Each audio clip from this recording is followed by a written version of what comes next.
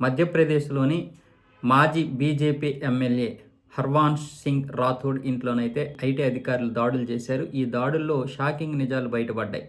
ఆ ఇంట్లో ఉన్నటువంటి ఒక చెరువులో 3 మొసళ్ళు అయితే ఐటీ అధికారులకు కనిపించాయి. వెంటనే వాళ్ళు అటవీ శాఖ అధికారులకైతే ఇన్ఫర్మేషన్ చేశారు. అలాగే మిగతా బీజేపీ ఎమ్మెల్యేలపైన, మాజీ ఎమ్మెల్యేలపైన ఐటీ అధికారులు అయితే దాడులు చేశారు. దాదాపు ఒక్కొక్కరింట్లో 150 కోట్ల పైగానే పన్ను ఎగవేతదారులుగా గుర్తించారు. రాథోడ్తో పాటు మాజీ కౌన్సిలర్ రాజేష్ కేశర్వాణి ఇంట్లోనూ సోదాలు నిర్వహించారు.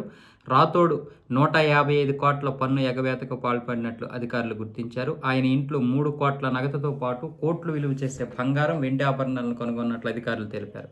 కేశర్వాణి కూడా 140 కోట్ల పన్ను ఎగవేతకు పాల్పడినట్లు పత్రాలను అధికారులు రాథోడ్ ఇంట్లో గుర్తించారు. ఒక వ్యాపారంలో వీరిరువురు భాగస్వాములని తేలింది. భాజపా సీనియర్ నాయకుడు రాథోడ్ 2013 అసెంబ్లీ ఎన్నికల్లో ఎమ్మెల్యేగా గెలుపొందారు. ఆయన తండ్రి హర్నామ్ సింగ్ రాథోడ్ మధ్యప్రదేశ్ మంత్రిగా కూడా పనిచేశారు.